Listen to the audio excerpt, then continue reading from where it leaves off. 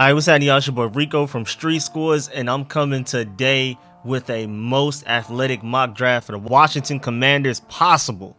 The highest ceiling prospects. We're talking speed, we're talking explosion, we're talking power, we're talking versatility. You know Ron Rivera, you see his face right now. It just looked like he's smiling about some positional flex right now, looking right at a player that can play more than one position.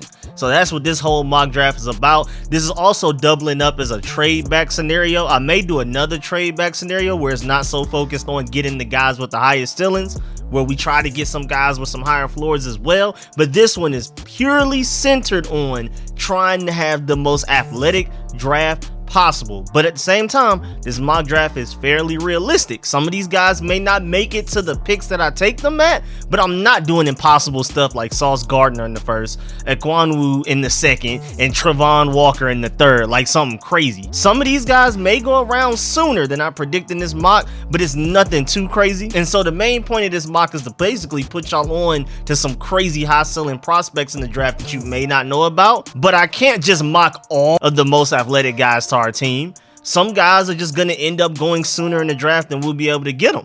You can't have the most athletic safety in the draft, most athletic corner, most athletic receiver, and tight end all in the same draft. Somebody's going to snag one of them. So as we get further into the draft, some guys are probably going to be like the second, third, or fourth most athletic guys at their respective positions. It's not going to be the most athletic guys because I'm not mocking us to literally get the highest ceiling player at every position. That's impossible.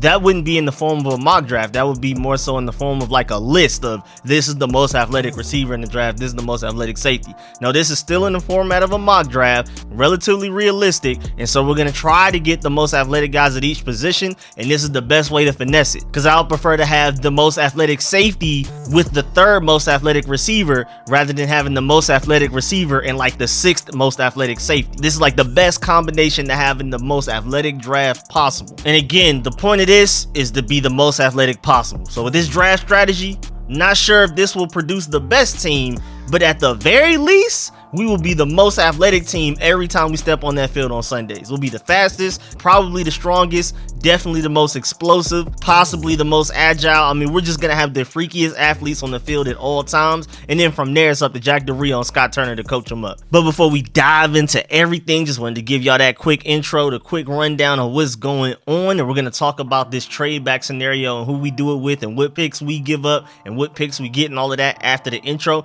And before we dive into all of that, make sure you subscribe to the channel, hit the bell next to the subscription button so you get a notification immediately and every time I release an informative and opinionated video just like this one. Be on the lookout for all of the content. I do want to get a film session out there for the general public, my more organized types, but for all of my channel members, if you're not one, go become one, because I'm gonna have these film sessions rolling out, the raw uncut ones. I'm about to get to the point where I start doing them daily as we're getting closer to the draft with 13 days away.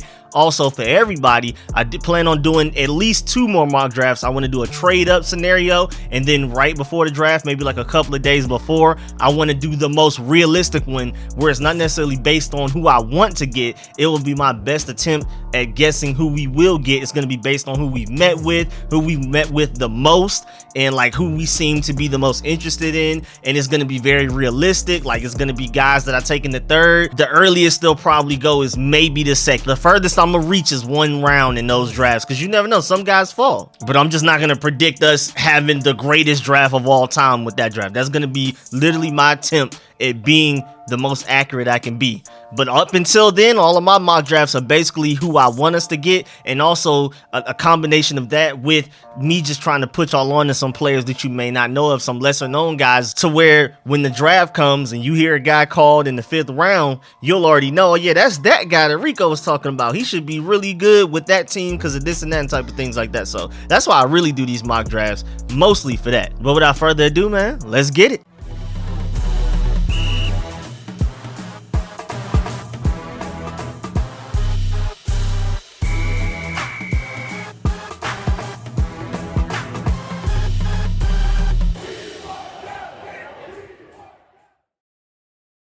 All right, so we do a trade back with the Saints. I feel like they owe us after this Hail Mary that you see on the screen. I feel like they definitely owe us. And so I did this through the Pro Football Focus mock draft system where they actually have to accept the trade.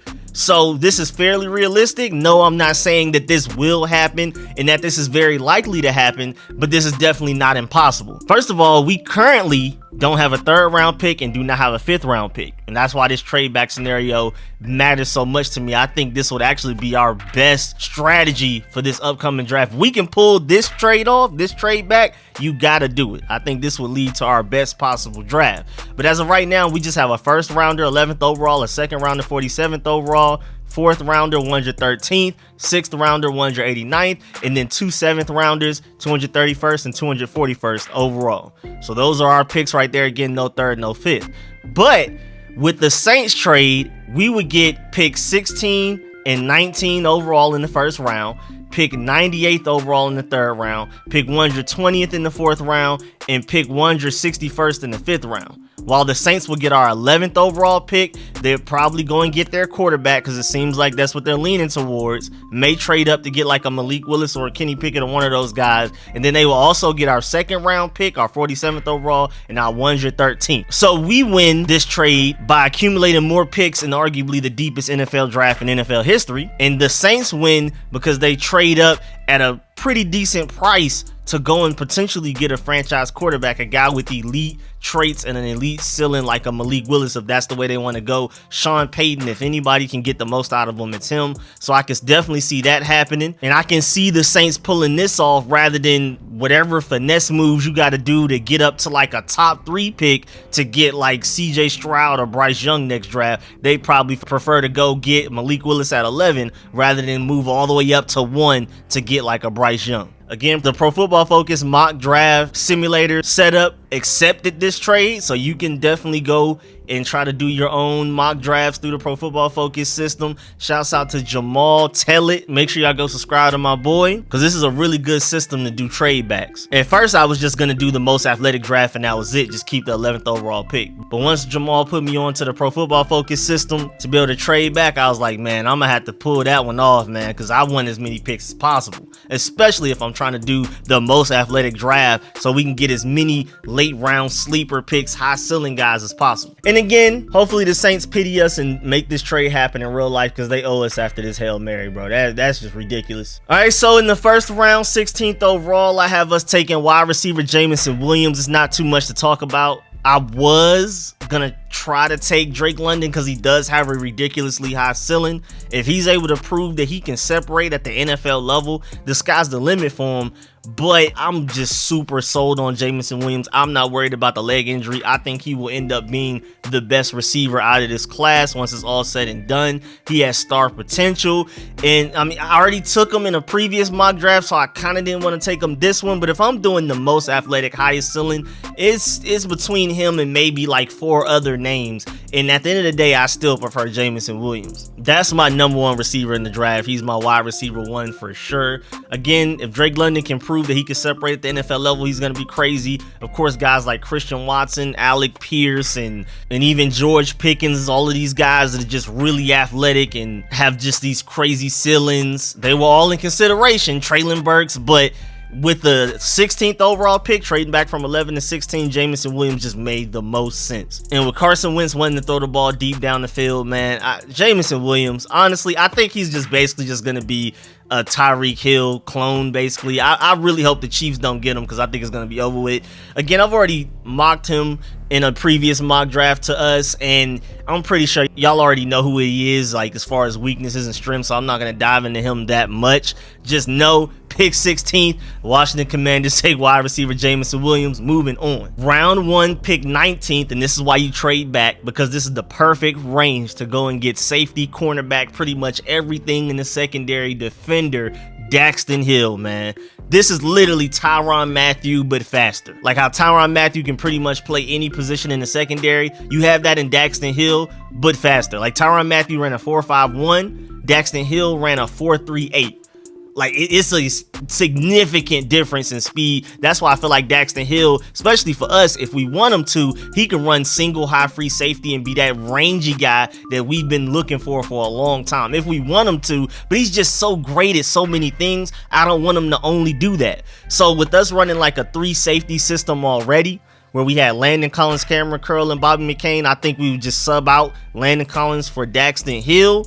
And I mean, Daxton Hill is just going to be able to just do whatever he wants. First of all, Jack Del Rio does like to disguise coverages, and Daxton Hill is that perfect chess piece to do that, because you just won't know. With Bobby McCain, Cameron Curl, and Daxton Hill in the secondary, you don't know who's going to be free safety this play, who's going to be the slot corner, who's just going to, or are we just going to run cover 2, cover 3? Like, you literally have no idea pre-snap unless we give it away somehow. You just don't know based on the personnel on the field. Daxton Hill being on the field with Cameron Curl and Bobby McCain, that's not like opposing quarterbacks can be like, oh, okay, so this guy's doing this guy's doing that, so I'm gonna hit this route at this time. You can't do that with a Daxton Hill. And then also, on top of all of that, Daxton Hill is the eraser at whatever you got going on. I feel like Kyle Hamilton is the same thing, but more of a linebacker, while Daxton Hill is more of a free safety. But it's pretty much essentially the same thing. Kind of like how the Cowboys drafted Micah Parsons, and then Dan Quinn was smart enough to basically be like, all right, the opposing team wants to do this.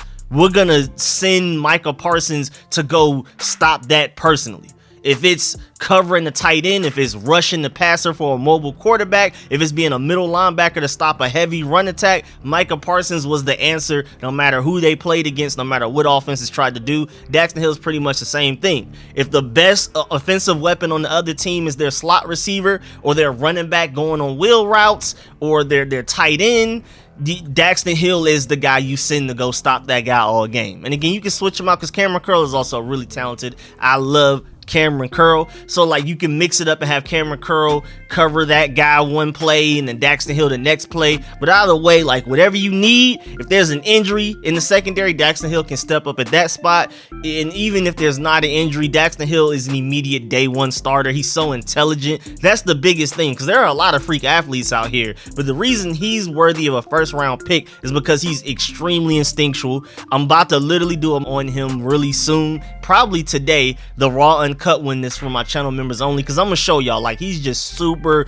it's like he knows the play that the offense called when they came out of the huddle, and sometimes it even looks like he's the only one out of the entire Michigan defense that knows what's going on. It's crazy. It's like telepathy. I don't know how he knows, but he's just one of those guys that's so smart. And then to pair that with 4.38 speed and the versatility he has, I mean, he can literally man cover, he can zone cover, he can be your free safety, single high, shutting it down, so we can have all the other 10 defensive players covering underneath or trying to stop the run. You have Daxton Hill at the top on an island, and then you have William Jackson and I guess Kendall Fuller covering each receiver, and then that's a whole 8 guys that we still have to allocate towards stopping the run or stopping any underneath routes or whatever may happen. Like, Daxton Hill allows you to use way more of your defense to worry about the front in the short and intermediate range, because anything deep, Daxton Hill shutting that down.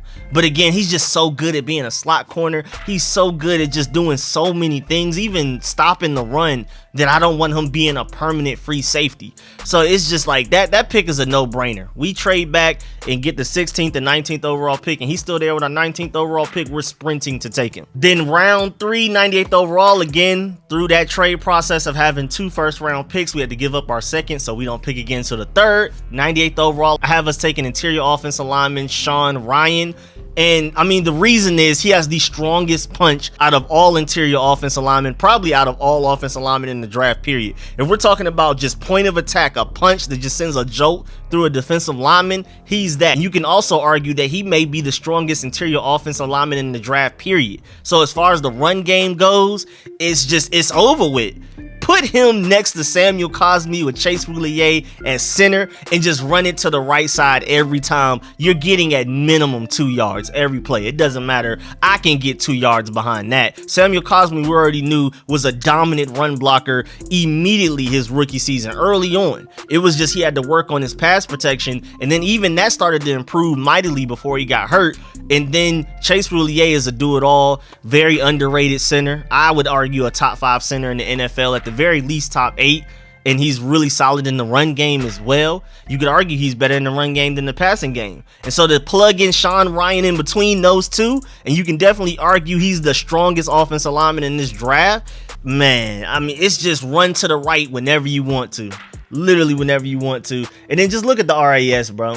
Like, look at the explosion. This shows why he is the strongest interior offensive lineman in the draft, arguably. This shows why you can argue that he has the strongest punch in the draft, and I think he does. As far as like first contact, pushing people off of the line of scrimmage, he's got that. Now, of course, you're gonna have to work on some of his pass protection, and that's why I think he could potentially make it to the 3rd round. But other than that, like run blocking wise, you're set day one. He's immediately just coming in and blocking the mess out of people and moving them off of the line of scrimmage and making a big gap for Antonio Gibson and all of our other running backs to run through.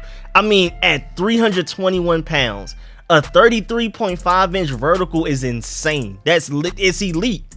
That's unheard of. So, I mean, I'm not worried about, like, his overall score is 82.6, but overall, like, I mean, speed, I guess for as far as pulling, I would prefer if that were better. And his agility grade, he just tested poorly in the shuttle because he did really well in the 3-cone. So I'm not worried about his movement at all. And again, I mean, him as a pulling guard, I think he's pretty good in space on tape, so I'm not worried about that score. So really, to me, he's way higher than the 8.26 on tape, but he showed you that explosion. And for offensive linemen, the reason explosion matters so much is because that's just the ball get off, that's first contact. Who wins the rep immediately as soon as the ball is snapped is more than likely going to be the more explosive guy, the guy with the stronger legs and the stronger punch, and that's Sean Ryan. He's going to win a lot of his battles as soon as he puts hands on defensive linemen. It's over with after that. So, man, you get him in the 3rd round, I think that's a home run hitter right there. And again, I mean, I think he just tested poorly in his shuttle because when you look on tape, his lateral movement is great, like really, really good, very fluid, all of that type of stuff. I think his biggest weakness is just his length, but that's why he's going from tackle to guard. If we're talking about tackle wise, he's definitely little too short, as you can see right there. His arm length is a little too short for that as well, but moving him to guard, and now you have a potential Pro Bowler right there. And again, the reason I would take guard right here is because I love Wes Schweitzer, and I think he's a solid starting right guard.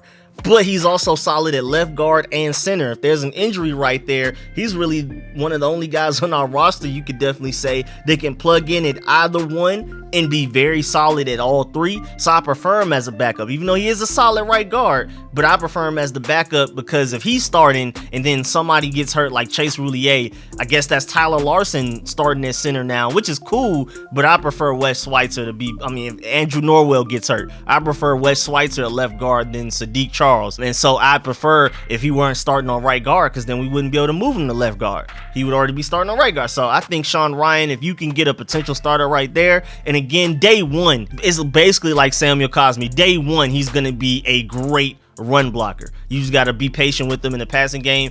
And if anything, this coaching staff should have the benefit of the doubt as far as developing offensive linemen and getting the most out of them. So you take a guy with this crazy ceiling and watch magic work. Next up, round 4, 120th overall, linebacker Channing Tyndall from Georgia. You already know, man. You knew that was inevitable. I had to take a Georgia player from here. All of the athletic freaks that we have, there was no way I wasn't taking Channing Tyndall.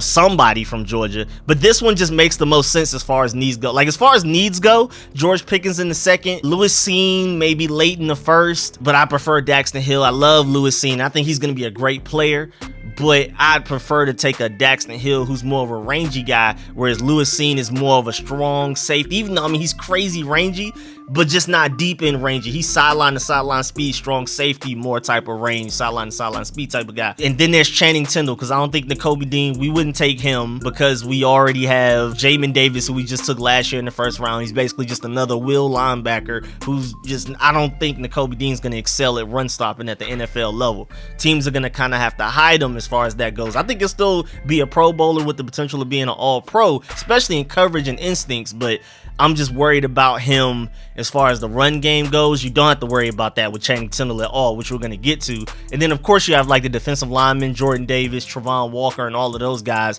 But first of all, they're going in the 1st round. And second of all, defensive lineman isn't one of our biggest needs. We have way more needs to address, way more pressing needs. So Channing Tyndall just seems like it's between him and George Pickens, which make the most sense for us to end up getting George Pickens late in the first, early in the second, or Channing Tyndall probably in the third. Honestly, I'm not even sure if he makes it to the fourth, but let's get to Channing Tyndall. First of all, one of the highest verticals from a linebacker in NFL history, since they've been recording those type of things, 40-yard dashes and broad jumps, verticals.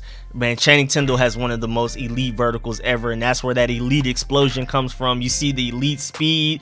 Also, his agility, I think he just tested poorly on the 3-cone, honestly. Just like how Sean Ryan tested poorly on the shuttle. I think Channing Tyndall just had a bad go on the 3-cone. Because you see the shuttle is crazy. It's like almost elite. It's the very least you would give it a great. He just didn't do too well with the 3-cone. But you see on tape, most importantly, you see on tape that he's very agile. You see on tape and in his testing that he's elite, and you see on tape and in his testing that he's very explosive.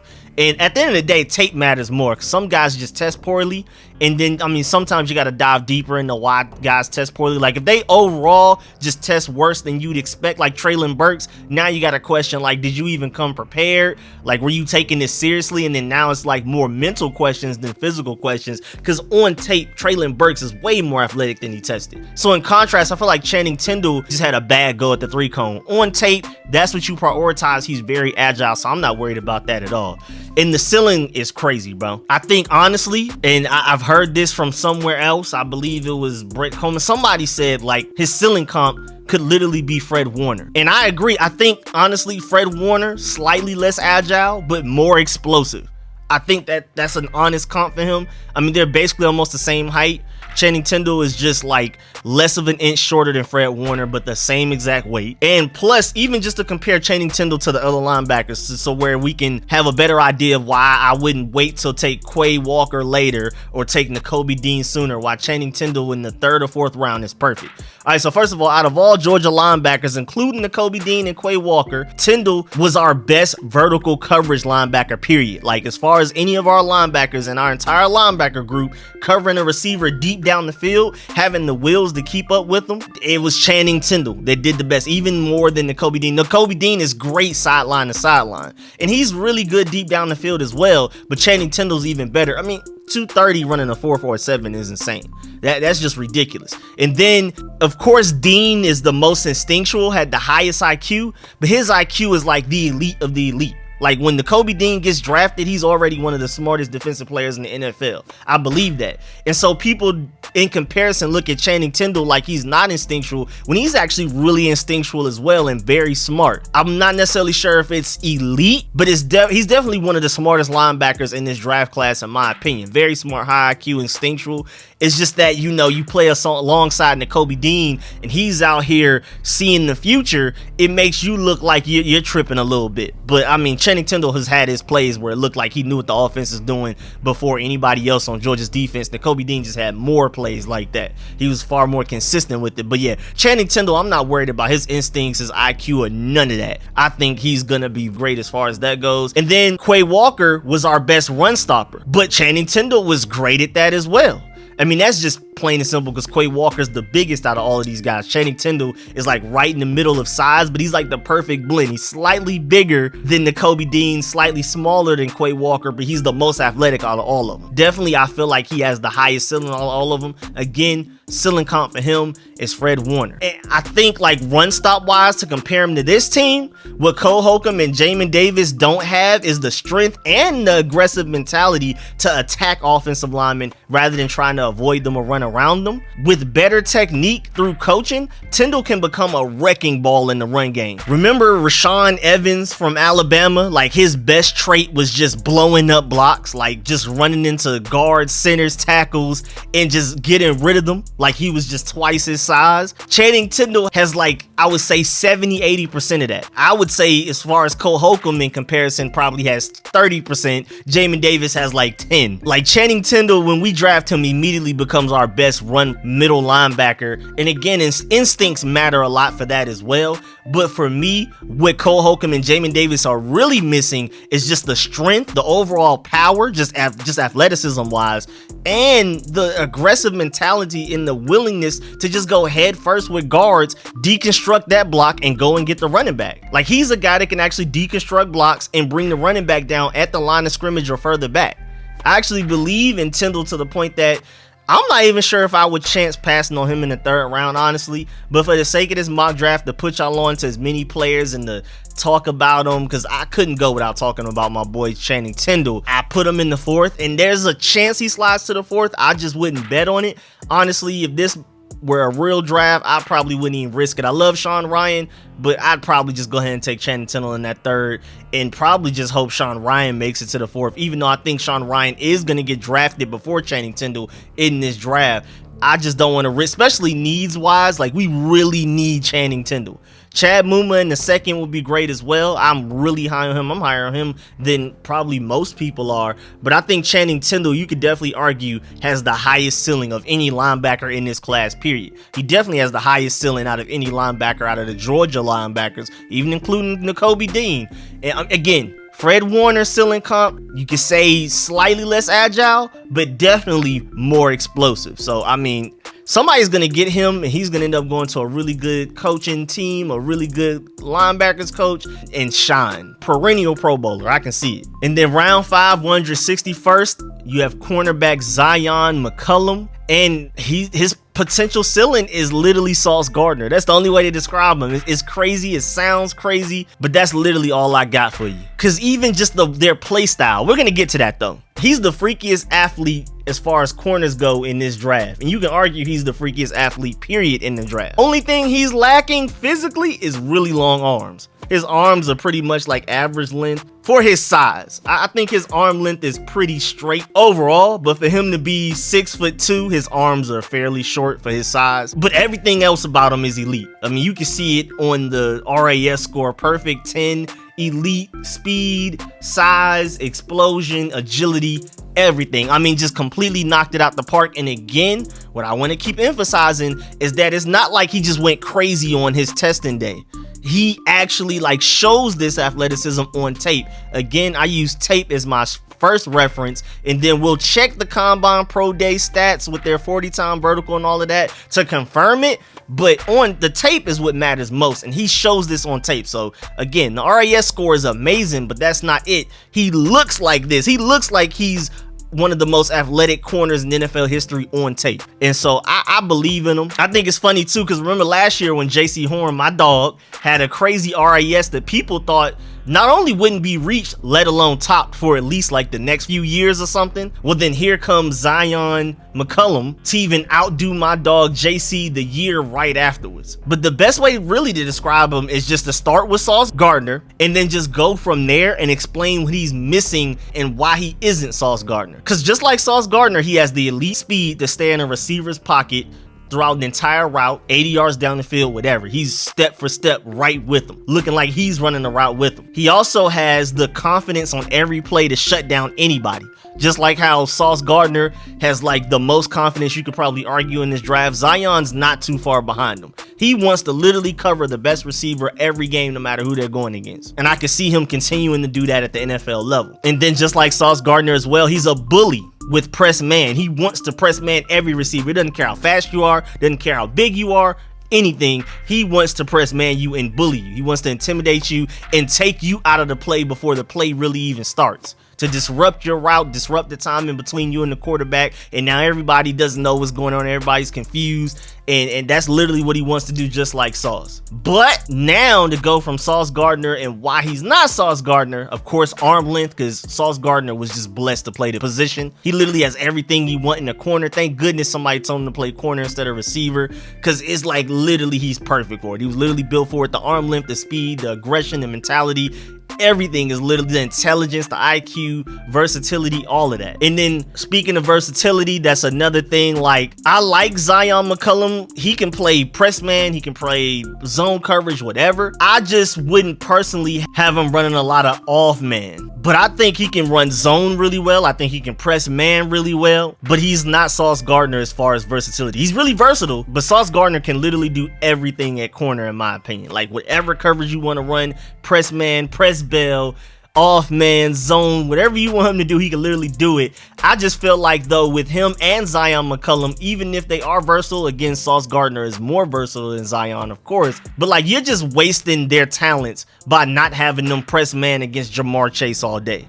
There's no reason you draft Sauce Gardner, and even though he is really good in zone coverage, you're literally wasting what he's best at and what's really hard to find in the NFL these days. I mean, like, literally Darrelle Revis Island type of potential as far as Sauce Gardner goes. And Zion McCollum ceiling wise, even though I think like Sauce Gardner is easily a safer bet to become that type of guy. That's how high I am on Sauce Gardner. But like, even as versatile as they are, especially Sauce Gardner, you're wasting his time not having him literally press man against Devontae Adams, against Jamar Chase, against Tyreek Hill, all of these guys. Just let him do what he do and just dare a receiver and a quarterback to beat him. And Zion literally has that potential. And then lastly, his level of competition. That's probably the biggest difference between Sauce Gardner and Zion McCollum. I mean, Zion McCollum's playing for Sam Houston State. Sauce Gardner is out here playing for Cincinnati, who's not in the SEC, but they played against Alabama, and he dominated against Alabama. It just looked like another day in the office. Didn't matter if he was going against Alabama or any lesser competition outside of the SEC. He looked like he belonged no matter what. I mean, that was probably the least effective I've ever seen Jamison Williams look in my life of watching him. Man, I wish Georgia had Sauce Gardner, man. Golly, man. But yeah, that's why I think Zion McCollum probably will go at the third at the very earliest. And I think it actually is realistic for him to make it to the fifth, because his arm length and his level of competition, teams may not even have him on their big boards. But if you're willing to coach up corners and try to get the most out of a ball of clay, an athletic freak, Zion McCollum is literally your number one guy. Like, I would say so far in the draft, Jamison Williams, you can argue maybe the most athletic wide receiver, but it's not definitive. Daxton Hill, you can argue maybe the most athletic safety, not definitive. Sean Ryan, strongest, but not the most overall athletic. Channing Tyndall, you can maybe argue is the most athletic linebacker. Zion McCollum is the most athletic corner in this draft, point blank, period. Like, just, I mean, off of size and everything, speed, explosion, agility, all of that, he is the most athletic corner in this draft, even more so than Sauce Gardner. Sauce Gardner just has a way higher floor, but I also think Zion McCollum has a sneaky high floor to where, I mean, you take him in the fifth, I think you can honestly take him in the third and be straight. I think he literally is just gonna be better Benjamin St. Juice. So, man, he makes it to the fifth round, you gotta sprint and take that. If he gets within a certain range, you may even need to trade up. Like, if we have the 161st overall pick in the fifth round and he's there like 140 something, I'm trading up to 140 something to get him, bro. I'm not even chancing it, bro, because you have a potential all pro literally right here. It's not a lot of guys, even Derek Stingley, I love him, and there's a lot of other corners I love in this draft, but I mean, with Derek Stingley's consistency and injury wise, that's the only reason he's kind of out of the conversation, even though I do think he has a really high ceiling, but he's not this athletic. Zion McCollum is the closest thing that you may be able to get as far as being another Sauce Gardner out of the entire NFL draft. And again, that's even including Derek Stingley. Moving on to round 6, 189th overall, I have us taking running back Jerome Ford.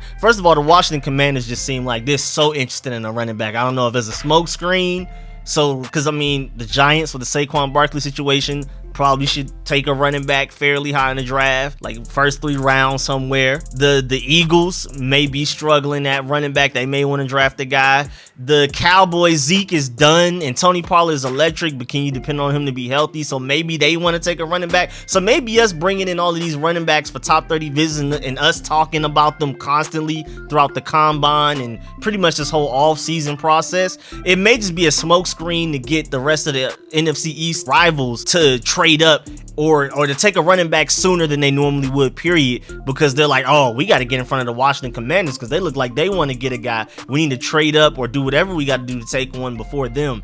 And so, I mean, maybe if we're that smart, even though I'm not sure if we are. But either way, it seems like we have at least some decent interest in getting a running back, and with good reason. And I think Jerome Ford is literally perfect for what we're asking for. Jerome Ford is, first of all, Cincinnati running back, barely was on the field as much as he should have. He should have been on the field way more. I don't know why they didn't use this guy more, because first of all, he's your early down back that's gonna get the 2 yards that you need. 3rd and 1, 4th and 1, he's gonna get it. This man is almost 6 feet and he's 220 pounds and probably can add more just based on the frame that he is. And then on top of that, he also has a very sneaky fast second gear. Like, it's crazy. He had like 4 75-yard touchdown runs this past season.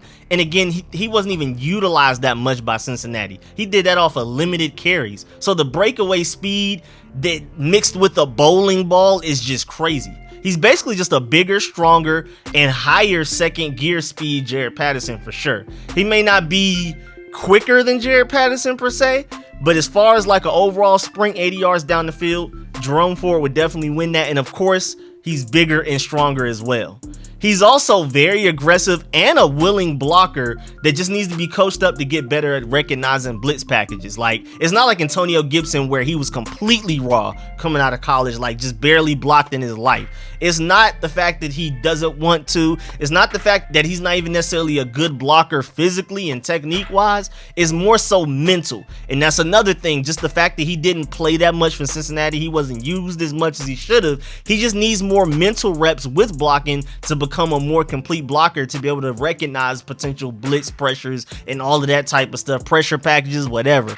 Like, I think that's just once he does it more, he'll get better with it. So I'm not worried about his pass blocking. He definitely has the potential to even dethrone JD McKissic as our best pass blocking running back on our roster. And that's saying a lot, because JD McKissic, of course, he's, very important. He's vital to our offense just because of, his ability to catch the ball out of the backfield and things like that. But he's also our best pass blocking running back. And if Jerome Ford can also be a really good pass blocking running back, that's going to change a lot of things. I mean, that will probably encourage Scott Turner to finally run some 2 running back systems more often, especially like on 3rd down, on obvious passing downs especially. And then on top of all of that, he also caught nearly every pass that was ever thrown to him in college. But again, he was barely used, so he wasn't thrown too much. But when he was, he pretty much caught almost all of them. I don't know why Cincinnati didn't realize how good he was. Like, I don't get it. I'm really confused as to why they didn't use him more. Maybe there's something we don't know, but on tape, just straight film, I love Jerome Ford. If he's there in the 6th round, you got to take him, because he's literally everything we're missing.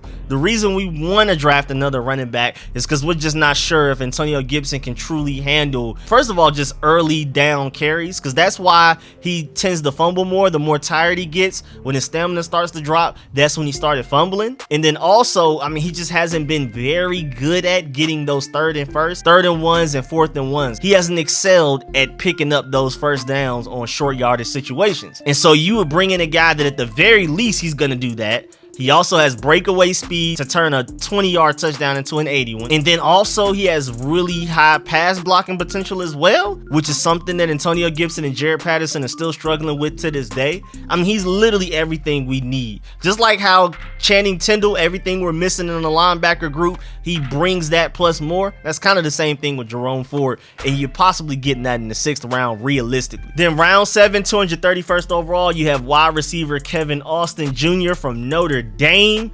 And I mean, short and sweet, he's very raw, very, very raw. But he had the 2nd highest RAS score out of all receivers in this freakishly athletic draft class. Like, this draft class is just full of wide receiver athletic freaks left and right. Kevin Austin is the highest one. The only guy that has a higher RAS than him is Christian Watson, and that should tell you everything you need to know. This guy is 6'2", 200 pounds, running a 4.43, and then not only that, he's very explosive, a 39 vert with crazy shuttle and 3-cone times.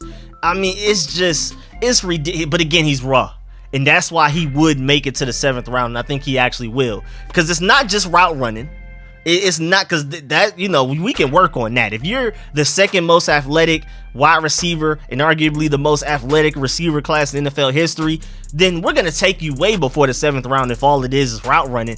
But also he has inconsistent hands. So you got to work on that too. And I think that's why it's not worth taking him sooner than the 7th round. Because, I mean, what if he just never learns how to catch? And it's weird because he's an aggressive catcher. He tries to pluck the ball out of the air. It's not like he's a body catcher, which is just something really hard to break and something really difficult to coach that out of somebody. He doesn't have that. But for some reason, he just has weird drops, whether it's just wide open drop. It's just weird. So you can fix his hands and improve on his route running.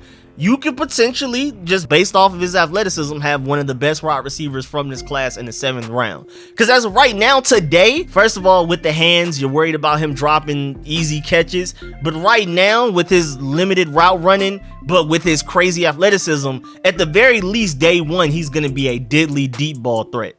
And I mean, with Terry already here, Curtis Samuel, if he's healthy, De'Ami Brown, that's the only thing he's been good at. And then we just drafted Jamison Williams in the 1st round. That would be 5 deep ball threats, 5 really good, really dangerous deep ball threats, including Kevin Austin Jr. if you draft them in the 7th round. But I would prefer, of course, ideally, you want us to work on his route running in his hands so he can get open underneath as well. And again, you got to remember he's 6'2". Like, this is not just some small slot receiver type of guy. He can run deep, but that's basically it. This guy's 6'2". He also has some jump ball ability as well. So, I mean, just overall, he can be an elite X receiver, but he's just very raw. You got to work with him. So take a risk on him in the 7th round. I don't see why not. 2nd most athletic wide receiver and arguably the most athletic receiver class in NFL history. I'm taking a chance on that on the 7th round. I don't care what's going on. Unless it's some off the field issues, you got to take that guy in the 7th round, especially when you have 2 7th round picks. And then moving on to the final 7th round pick. Round 7, 241st overall, I have tight end Armani Rogers. He's a quarterback turned tight end with literally a Darren Waller type of ceiling, bro. Look at his bro. He's 6'5" and almost a half, 233 pounds, and ran a 4.56 40-yard dash and had a short shuttle of 4.31 with a 7.23 cone. Remember the 2nd most athletic wide receiver in this draft class? He had a 4.15 shuttle and a 6.713 cone. This guy is 3 inches taller, a little bit over 3 inches taller, and 33 pounds heavier, and had a 4.31 and a 7.2 and a 34 vertical and had a 10.10 broad jump. But he's extremely raw. Like, he just switched from quarterback to tight end this offseason. Like, not even during the season this past season, like 2021. No, literally since 2022, he's decided quarterback's not going to work out. Let me try to switch to tight end. And so basically you're just getting sooner